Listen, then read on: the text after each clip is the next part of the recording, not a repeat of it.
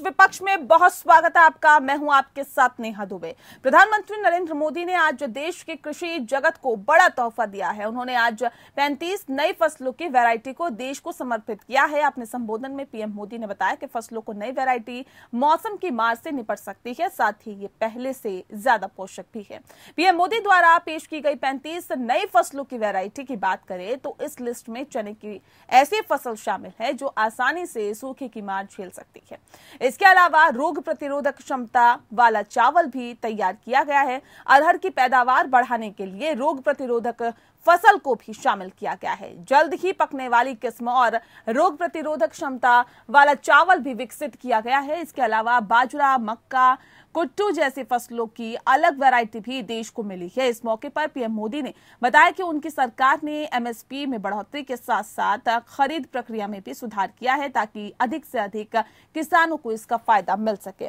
कहा गया है कि रबी सीजन में 430 लाख मीट्रिक टन से ज्यादा गेहूं खरीदा गया है। इस बीच यूपी सरकार ने गन्ने के मूल्य को 25 रुपए प्रति क्विंटल की बढ़ोतरी की है। अब गन्ने का दाम 315 रुपए से बढ़कर 340 रुपए प्रति क्विंटल हो गया है। हालांकि किसानों की मांग है कि गन्ने का मूल्य 400 रुपए प्रति क्विंटल कर दिया जाए, तभी किसानों को लाभ होगा। किसानों ने कहा है कि सभी चीजों की महंगाई को ध्यान में रखकर सरकार को फैसला लेना चाहिए था। बीएसपी सुप्रीमो मायावती का कहना है कि पिछले कई सालों से सरकार किसानों की आवाज नहीं सुन रही थी। अब चुनाव सामने हैं तो किसानों का दर्द समझ में आया है और मामूली वृद्धि कर किसानों को बरगला रही है सरकार। वहीं बीजेपी के पीलीभीत से सांसद वरुण गांधी ने भी मुख्यमंत्री योगी आदित्यनाथ से गन्ने का मूल्य बढ़ाकर 400 रुपए प्रति क्विंटल करने की अपील की है। इससे पहले वरुण गांधी ने 12 सितंबर को भी मुख्यमंत्री को पत्र लिखकर गन्ने की मूल्य बढ़ाने की मांग की थी। वरुण ने यह भी सुझाव दिया कि अगर किसी कारणवश और मूल्य वृद्धि संभव न हो तो उत्तर प्रदेश सरकार अपनी ओर से घोषित किए गए गन्ना मूल्य पर ऊपर से 50 रुपए प्रति क्विंटल का बोनस देने पर भी विचार कर सकती है। फिलहाल खबर यह भी है कि मोदी सरकार जल्द ही देश में 12 करोड़ से ज्यादा किसानों को बड़ी सौगात दे सकती है। मीडिया रिपोर्ट्स के मुताबिक केंद्र सरकार प्रधानमंत्री किसान सम्मान निधि योजना की राशि दोगुनी करने पर विचार कर रही है। अगर ऐसा हुआ तो किसानों को सालाना 6,000 की जगह 12,000 रुपए 3 समान किश्तों में मिलेंगे। बता दें कि पीएम किसान सम्मान निधि योजना के तहत देश के 12.14 करोड़ किसान रजिस्टर्ड हो चुके हैं। अगले साल की शुरुआत में यूपी सहित 5 राज्यों में चुनाव है और ऐसे में केंद्र और यूपी की बीजेपी सरकार किसानों को रिझाने की हर संभव कोशिश कर रही है ताकि किसान संगठन 3 कृषि कानूनों को वापस करने पर अड़े हुए हैं। 27 सितंबर को इसको लेकर किसानों ने भारत बंद भी बुलाया, जिसका मिला जुला असर देखने को मिला। सरकार और किसान संगठनों के बीच अभी तक कई दौर की वार्ता हो चुकी है, लेकिन सभी बेनतीजा रही है। 3 कृषि कानूनों को लेकर सरकार बीच का रास्ता निकालना चाहती है, लेकिन किसान इस पर तैयार नहीं है। ऐसे में समस्या का समाधान कैसे निकले, ये एक बड़ा सवाल है।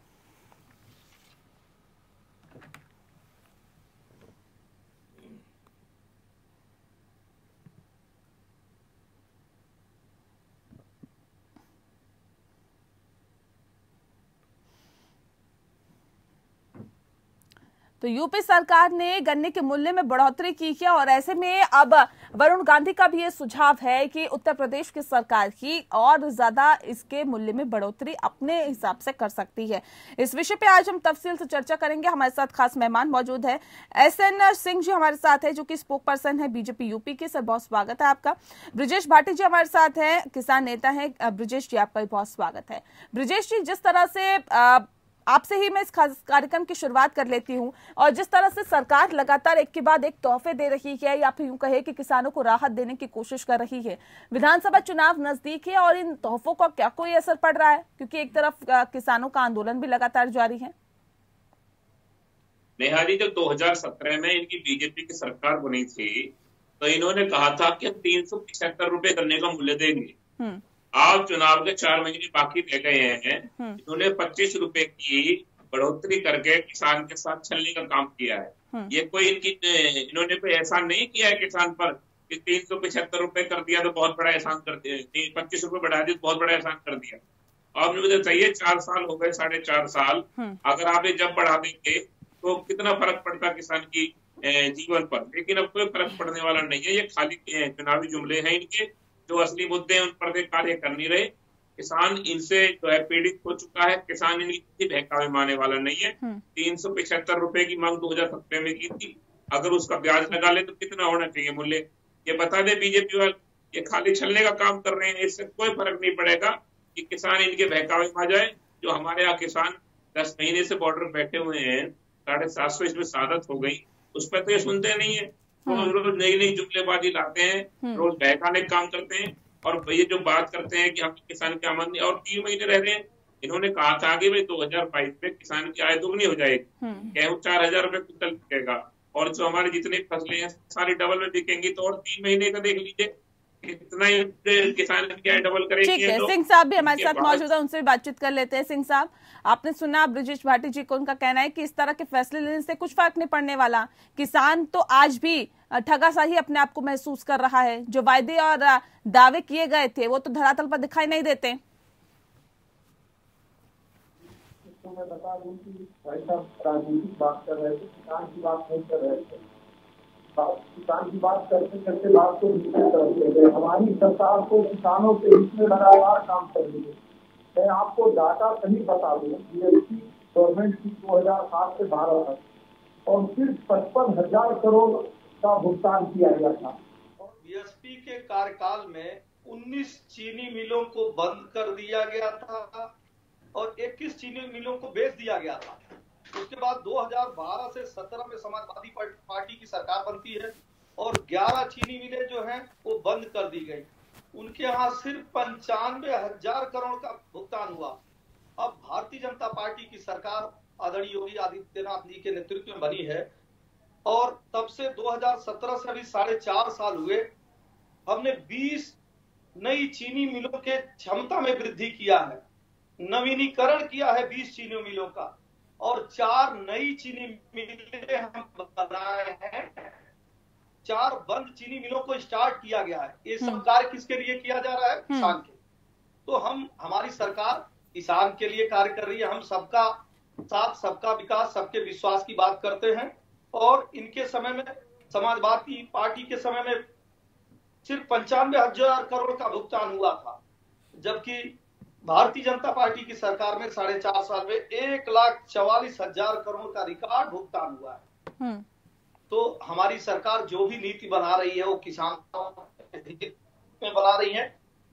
आप देखी होंगी कि किसान सम्मान निधि के माध्यम से केवल उत्तर प्रदेश में 2,41,00,000 लोग लाभान्वित हो रहे हैं। प्रधानमंत्री फसल बीमा योजना के माध्यम से केवल उत्तर प्रदेश में 2,05,00,000 लोग लाभान्वित हो रहे हैं। ठीक है, इसमें ब्रजेश भाटी जी से रिएक्शन ले लेते हैं। ब्रजेश जी, आप लोग बार बार इस बात को कहते हैं कि हम तो जी ठगा सा महसूस कर रहे हैं, तमाम दावे सरकार ने किए थे लेकिन नतीजा वही ढाक के 3 पात है। एसएन जी की आपने बात सुनी होगी, उनका कहना है कि तमाम योजनाएं चलाई गई है, उनका फायदा सीधा कहीं ना कहीं किसानों को मिला है, किसान उससे लाभान्वित हुए हैं। चाहे किसान सम्मान निधि की बात करें या फिर किसानों का जो कर्ज मुक्त किया गया है उसकी बात करें, या फिर चीनी मिलों को चलाने की बात करें, या फिर किसान के लिए जो गन्ना मूल्य, समर्थन मूल्य है उसको बढ़ा दिया गया है। तो ऐसे में कई ऐसे फैसले लिए गए हैं जिससे कि जो किसानों की आय है वो बढ़ सके। और क्यों आप लोगों को ऐसा लगता है कि ये जो सरकार है वो किसान विरोधी है? नेहा जी, इसमें कतई भी कोई चीज छुपी नहीं है कि भाई सिंह साहब बैठे हैं, सिंह साहब को पता है, जहाँ बीजेपी प्रवक्ता है, किसानों को 13,000 करोड़ रुपए बाकी करने का, और ये मिलों को चलाने की बात करते हैं। ये उन्हीं मिलों पे बाकी है जहां पर किसान अपना गन्ना डालता है। आज तक 13,000 करोड़ रुपए उत्तर प्रदेश में बाकियों से दिलवाते हैं। किसान की आय को दुगनी करने की और नई नई योजनाओं की बात पर छोड़े, जो गन्ने का बकाया है उसको सरकार दे नहीं रही है।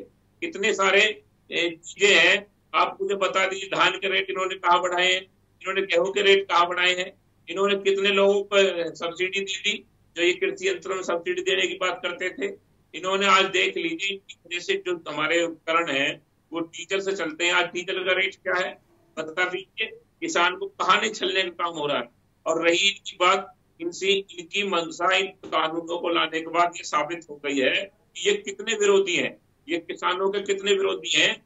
ये अडानी अंबानी को लाभ पहुंचाने के लिए कानून आने से पहले वेयर हाउस बना देते हैं, ये उसमें भंडारण की छूट दे देते हैं, ये उसमें नई नई तरीके से किस तरह से कॉन्ट्रैक्ट फार्मिंग हो उसकी छूट दे देते हैं। तो इससे साफ झलक रहा है कि ये किसान हितैषी नहीं है, ये लोग ये खाली किसान विरोधी है और किसानों को विरोध इतनी बार इस सरकार को झेलना पड़ेगा। ये भारत बंद कल हमने दिखाया, हमारा सफल भारत बंद रहा है और मुजफ्फरनगर की महापंचायत ने दिखा दिया है कि इस देश का किसान अपनी सफल भारत बंद का क्या पैमाना है सर? ब्रजेश भाटी जी, क्या पैमाना है सर? हमने जो तस्वीरें जो निकल के सामने है, हमने तो देखा कि लोगों की दुकानें जबरदस्ती बंद करवाई गई थी कि हमारा समर्थन करिए। ऐसा होता है क्या सफल भारत? जबरदस्ती कहीं नहीं बंद कराई नहीं आती, जबरदस्ती कहीं बंद नहीं कराई है। खुद दुकानदार, आम आदमी, आड़ती सभी लोगों ने हमारी मदद की है और सब लोग ग्रुप के 200-300 आदमी गठों में लोगों ने किसानों के साथ धरने पे बैठे हैं। और जब एक बात बताइए, 10 महीने हो गए, सरकार सुनने के लिए तैयार नहीं है, 750 लोग इसमें शहीद हो गए हैं, तो बताओ कौन जिम्मेदार है? किसको दोष दिया जाए इसका? कानूनों को लाने वाली तो भाजपा ही है ना, तो भाजपा के लिए तो कहा जाएगा और किसके लिए कहा जाएगा? मुझे बता दीजिए। सिंह साहब जवाब दीजिए जल्दी से। उतनी गेहूं की बहरी सरकार है, किसानों को सुनने वाली फायदा किस चीज से होता है? अगर उसको सही समय पे बीज मिल जाए, सही समय पे खाद मिल जाए, उसको पर्याप्त मात्रा में बिजली मिल जाए। ये तो केवल ये किसान वाली बात नहीं कर रहे हैं, बार बार बतला रहे हैं कि मेरा आंदोलन सफल रहा। यहाँ आंदोलन की बात नहीं हो रही, यहाँ गन्ने मूल्य की बात हो रही है। आप बताइए, पहले आप किसानों सरकारों में कितने घंटे बिजली रहती थी? एक मिनट, जब आप बोल रहे थे मैं कुछ नहीं कह रहा था, आप बात को सुन लीजिए। इस समय जो है बड़े शहरों में 24-24 घंटे बिजली आ रही है और 16 से 18 घंटे ग्रामीण इलाके में बिजली आ रही है। और पहले की सरकारों की तरह नहीं है कि कुछ जिले में बिजली आएगी और कुछ जिले में नहीं आएगी। पहले रोस्टर की तरह होता था, एक हफ्ते दिन में, एक हफ्ते रात में। वो उस बिजली का फायदा किसको हो रहा है? किसान को। किसान अपने खेत में पानी चला सकता है। अब आ जाइए खाद के लिए, आप देखती होंगी, आप भी गांव से बिलोंग करती हैं, कि खाद के लिए चौराहे चौराहे पे भीड़ लगी रहती थी। उधर से गुजरने वाला हर व्यक्ति पूछता था कि यहाँ भीड़ किस बात की लगी है। कई जगह तो लड़ाई हो जाती थी आपस में खाद के लिए। लेकिन आप इधर विगत कई वर्षों से नहीं देखी होंगी कि खाद की किसी को दिक्कत हो रही है। क्या ये किसान का फायदा नहीं है?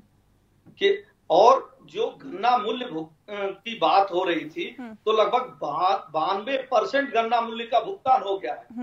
बढ़ोतरी की जो बात है, तो लगातार किसान मांग कर रहे थे और 2 दिन जवाब देना चाहूंगा। ये जो बात कर रहे हैं कि भाई हमने इतनी परसेंट बिजली दे दी, इतने घंटे दे दी, उत्तर प्रदेश के अंदर जहां पर किसानों के बिल बाकी है, उन लोगों पर ये सरकार मुकदमा दर्ज करके जेल भेजने का काम कर रही है। ये AK सिंह की सरकार जो है, ये बैठे भाई साहब सिंह साहब, आपकी सरकार ने किसानों पर मुकदमे लगाए हैं, उनको जेल भेजा है और बिजली की बात कर रहे हैं। और प्रदेशों के मुताबिक आप मुझे बता दीजिए कि और जहाँ 180 रुपए बिजली मिलती है, आपको उधर 250 रुपए मिल रही है। इसका जवाब है आपके पास? किसान को में डीजल डालकर लेकिन जिस बात का जिक्र अभी सिंह साहब कर रहे थे, ब्रजेश भाटी जी जिस बात का जिक्र अभी सिंह साहब कर रहे थे, कहते तकनीकी में सुधार हुआ है। क्या वाकई आपको लगता है कि तकनीक में सुधार हुआ है? उर्वरक, खाद या फिर जो जरूरी सामान होता है खेती करने में, वो आसानी से उपलब्ध हो जाता है? इन्होंने कोई सुधार नहीं किया है, कोई सुधार कहीं भी नहीं हुआ है। सुधार हुआ है किसान का जो हुआ है, और देख लीजिए 10 महीने से बॉर्डर पे पड़ा है दिल्ली के चारों तरफ, पीड़ित है, आदतें हो गई हैं, कर्ज छोड़े पड़ा है, फसलें खराब हो रही हैं उनकी। उन्हें डर ये है कि कहीं ये सरकार इनकी खेती को ना छीन ले, जिस तरह से अडानी अंबानी के दबाव में कानून लाए। पिछले कई महीनों से सिंह साहब किसानों का आंदोलन तो जारी है, लेकिन इस बीच जो खबर ये भी आ रही है कि किसानों की जो आय है वो 2 गुनी करने की बात जब सरकार की तरफ से की जा रही थी। ब्रजेश भाटी ये कह रहे हैं कि 2-3 महीने ही रह गए हैं 2022 आने में, आय 2 गुनी हुई क्या? देखिए नेहा जी, पहले तो किसानों का आंदोलन नहीं है, वो कुछ राजनीतिक लोगों का आंदोलन है जो व्यक्तिगत लाभ के लिए उसको कर रहे हैं। उसमें बैठे हुए तमाम व्यक्ति कभी पश्चिम बंगाल में जाके किसी पार्टी के साथ हो जाते हैं, हरियाणा में किसी पार्टी के साथ, और पंजाब में किसी के साथ। तो वो तो राजनीतिक दलों की एक चीज है, किसान नहीं है। किसान अपने खेत और खलिहान में काम कर रहे हैं और सरकार लगातार किसानों के लिए काम कर रही है। रही बात एमएसपी की, तो अभी आप देखे होंगे कि केंद्रीय कैबिनेट ने बैठक करके दाल, तिलहन, गेहूं, हर चीज का रेट बढ़ाया है। हम लगातार उसको बढ़ा रहे हैं। और सरकार, कल नरेंद्र सिंह तोमर साहब माननीय केंद्रीय कृषि मंत्री ने भी कहा कि किसानों के लिए 24 घंटे हमारे दरवाजे खुले हुए हैं, हम बात करने के लिए तैयार हैं। सर, ये कौन सी बात होती है सिंह साहब कि हम तो जी की तीनों कृषि कानून वापस नहीं लेंगे, अब बात करिए आपको क्या करना है। आप पहले से ही अपना एजेंडा साफ कर देते हैं कि वापस नहीं होंगे। वो कानून बना कहाँ? वो किसी सड़क पे तो बना नहीं, किसी राजनीतिक पार्टी ने तो बनाया नहीं। कानून तो संसद में बना और सभी पार्टियों को पर्याप्त समय दिया गया था अपनी बात कहने के लिए। अब मान लीजिए 1 मिनट के लिए कल को कोई अलगाववादी कहता है, विपक्षी पार्टियां कहती है तो जबरदस्ती पास कराया हुआ है। नहीं, कहाँ चर्चा हुई इस पर? उस पर चर्चा कहाँ हुई सिंह साहब? उस कोरोना काल में आया है, ये अपने घर में बंद था, लोकसभा में, राज्यसभा में आपने खाली उसमें कमी। जब कोरोना काल में एक चुनौती थी कोरोना से निपटने की, तब आप कृषि कानून ले आए। देश के संविधान में कितनी बार कोरोना काल में आप लाए, कोरोना काल में आप कानून को लाए हैं। आप ये कहते हैं किस चीज के लिए तैयार है सिंह साहब? एक सेकंड ब्रजेश जी, एक सेकंड, किस चीज के लिए तैयार है आपकी सरकार? हमारी सरकार एक तो किसानों से बातचीत करने के लिए तैयार है। सर, बातचीत का कैसे समाधान निकलेगा? मैं सीधे से आपसे एक सवाल पूछ रही हूँ। आप अपना एजेंडा एकदम साफ कर देते हैं कि जी देखिए तीनों कृषि कानून वापस नहीं होंगे। अब बात करिए, आपको क्या बात करनी है? किस बात पर आपसे बात करने के लिए किसान आएंगे जब आप सीधा क्लियर ही कर देते हैं कि वापस नहीं होंगे? क्या बात की जाएगी फिर सर आपसे? नहीं, आप जैसे कहा गया था उसमें क्या कमी है, आप सुझाव दीजिए, हम संशोधन करेंगे। मैंने यही कहा कि कल को और तमाम जो भी एक्ट बने हुए हैं संविधान के दायरे में, संसद में बने हैं, और एक के लिए फायदा होता है, दूसरे के लिए नुकसान होता है। धरने पे बैठ जाए और कहिए अमुक कानून को आप हटा दीजिए, तो क्या उस अमुक कानून को हटा दिया जाएगा? सर, खबर ये भी है कि किसान सम्मान निधि दोगुनी करने की भी खबर है कि प्रधानमंत्री की तरफ से की जा सकती है। पहले हर वर्ष 6,000 रुपए दिए जाते थे, लेकिन अब 12,000 रुपए उस राशि को किया जा सकता है। इस बात की पुष्टि करेंगे क्या आप? देखिए, हमारी सरकार हमेशा किसानों के हित देखने में आपको आएंगी। किसानों के हित के लिए और सारी योजनाएं ले आई जा रही हैं। थोड़ा सा वक्त का इंतजार कीजिए, जो भी समय आएगा वो बहुत ही अच्छा होगा। हम लगातार किसानों के लिए ही काम कर रहे हैं। ठीक है, किसानों के हित के लिए लगातार काम हो रहा है। ब्रजेश भाटी जी क्या कहेंगे? नेहा जी, पहले मैं इनकी एक बात का जवाब देना चाहूंगा। जो ये कह रहे थे कि ये किसान नहीं है, राजनीतिक पार्टी के लोग हैं। सिंह साहब, एक बात आपकी जानकारी के लिए बता दूं, सुप्रीम कोर्ट भी मान चुका है कि ये किसानों का आंदोलन है और आपकी सरकार ने बार वार्ता के लिए बुलाया है। अगर हम किसान नहीं है तो क्यों बुलाया वार्ता के लिए? क्यों संयुक्त मोर्चा के लोगों को बुलाया गया है? और ये आप बात कर रहे हैं आय की, तो 3 महीने बाद नेहा जी आप भी सुन चुके हैं, ये बता देंगे कि 3 महीने बाद आपके प्रधानमंत्री ने कहा था कि भाई जो है कि ये आय दुगनी हो जाएगी। आय दुगनी नहीं होगी, किसानों की जमीन को छीनने का एक षड्यंत्र है ये, और कुछ भी नहीं है। आप इसको गुमराह न करें, लोगों को गुमराह न करें, इस देश के व्यक्तियों को, जनता पर जो चैनल पर सुन रही है उनको गुमराह न करें।